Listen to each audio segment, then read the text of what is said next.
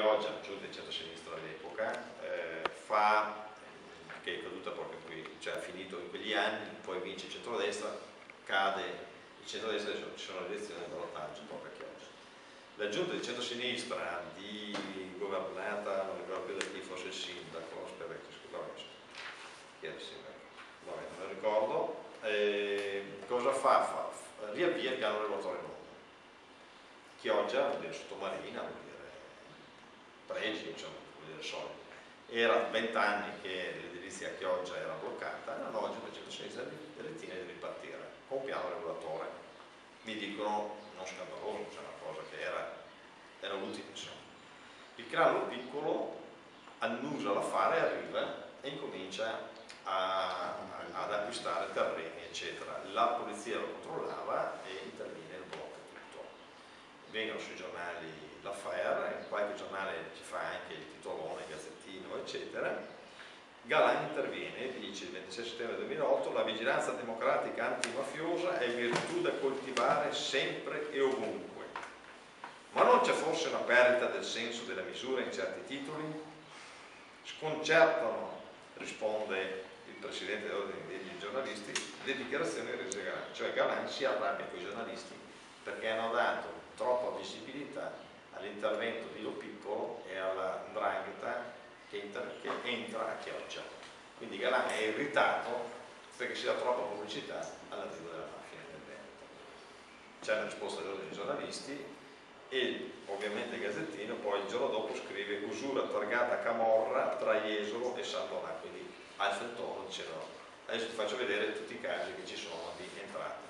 Ecco, le entrate della mafia della Camorra non sono solo quindi quelle di Felice Maniero, ma nel Veneto ce ne sono in continuazione. Ci sono anche a Verona, in particolare ovviamente sul lago di Garda, dove abbiamo alcuni casi, tra l'altro abbastanza noti sui giornali, con anche lì il clan camorristico, come sono segnato i nomi, perché poi mi dimentico, Ricciardi, il clan Ricciardi, il cognato di Ricciardi abitava a Castelnuovo del Garda e hanno comprato un sacco di immobili a Castelnuovo del Garda, Peschiera, poi c'è il caso di Peschiera con il finto albergo che poi è stato tramutato in 400 appartamenti. 400, cioè per avere la licenza hanno detto facciamo l'albergo, perché sennò non potevano fare appartamenti, solo alberghi con piscine eccetera. Hanno fatto l'albergo finto e poi hanno venduto gli appartamenti. Centinaia di persone truffate perché hanno comprato e pagato l'appartamento e non potevano invece andarsene perché lì era un albergo.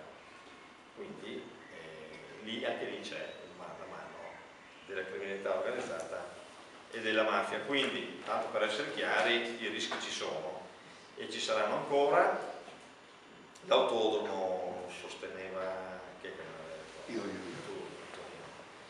ecco, adesso senza voler fare allarmismo esagerato, sull'autodromo tenete conto che il Motocity, se viene realizzato su 4 milioni di metri quadrati, vuol dire un'intera città, diventa dopo il Mose il più grande affare del Veneto, è uno dei più grandi dell'Italia. È un'operazione da 1,5 miliardi di euro. 1,5 miliardi di euro è un'operazione appetibile, interessante per chi la volesse fare. E noi le contrastiamo per tanti motivi. Ultimo è questo, anche perché non puoi fare il processo di elezione, non puoi dire sicuramente lì verranno i mafiosi, può darsi, ma però non puoi essere contro un'opera perché forse arrivano i mafiosi. Adesso sono un po' di più, perché io ho fatto l'analisi del bilancio, non sono commercialista, non ci vuole un gran genio per capire 4 cose, e questa operazione comporta la scadenza del debito della società dell'autodromo, in cui dentro c'è anche tra l'altro una piccola quota in comune di Vigaggio Frevenzuolo e anche la Regione Veneto attraverso Veneto Sviluppo, comporta la scadenza del credito dato dalla Banca Popolare di Verona, 6 azioni della Banca Popolare di Verona, quindi di fretta perché fra poco ci sarà il default della banca dell'autodromo, e scadono nel giugno del 2012. Quindi se non riescono a fare l'operazione entro il giugno del 2012, un mese più, un mese meno, ci sarà il fallimento della società autodromo per Quindi quando investitori,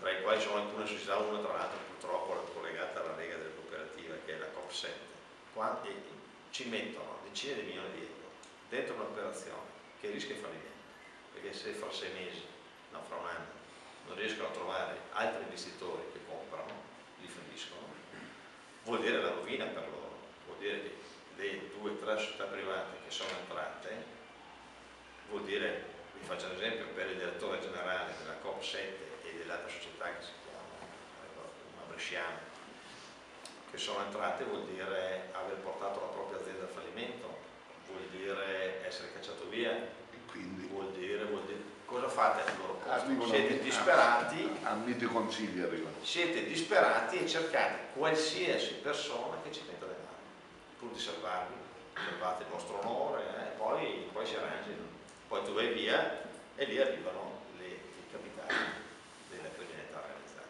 Questo è il rischio. E io credo che siamo tanto lontani, perché loro hanno cercato investitori dappertutto, hanno cercato perfino in Cina i fondi di investimento internazionali, non contenti, siccome non è andata bene, quando Gheddafi è arrivato in Libia, tramite un amico di Berlusconi sono andati a proporre a Gheddafi l'operazione, poi sono stati anche gli sfortunati, Gheddafi è andato in disgrazia, ma a parte quello, Gheddafi, mi dicono, ha detto a me interessa solo se prendo io in mano tutta l'operazione, se no arrangiatevi, cioè non era interessato a metterci i fondi, dopodiché la questione Gheddafi non c'è neanche più, per ovvi motivi, non è più proseguita. Quindi le operazioni ci sono, insomma. Ecco, allora, sono troppo lungo, finisco. Cosa fare? Allora, intanto ringrazio Maria Gallo che mi ha consegnato questa, ho letto velocemente, ma ho già visto che l'ha fatta molto bene. Legge regionale dell'Emilia Romagna. Grazie. Non hai fatto tu, ma sei stato molto tu.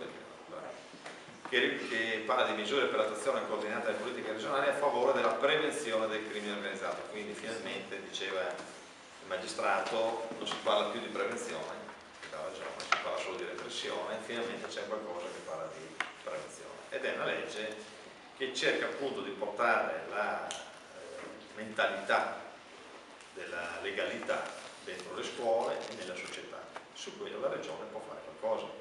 Certo, la regione non ha competenze in materia di ordine pubblico, può avere qualcosina affiancando i comuni nei vigili urbani, ma capite? Ma è bene che non ci sia questo pezzo, perché ognuno deve fare il proprio mestiere. Sì, ma c'è qualcosina qua sui vigili urbani. Danno il contentino, sì, anche secondo me, pensare che i vigili urbani, però magari un corso di formazione ai vigili urbani e se vedono qualcosa che non va, segnalano la polizia, non sarebbe male, ecco, questo forse potrebbe essere utile. Quindi una proposta di legge di questo tipo potrebbe essere fatta proprio prima che dai consiglieri regionali del Partito Democratico, dai giovani del Partito Democratico, che ne possono fare una loro battaglia di civiltà. E dopo noi facciamo, come consiglieri regionali, la facciamo propria, diciamo. A questa legge io aggiungerei alcune idee, già che ci siamo. Questa riguarda solo la prevenzione e la cultura della legalità, mi pare di aver capito, leggendo lo dicevo. C'è una proposta di legge della Lega Nord nel Veneto, che ho portato, recentissima, che è del maggio del 2011, quindi appena presentata.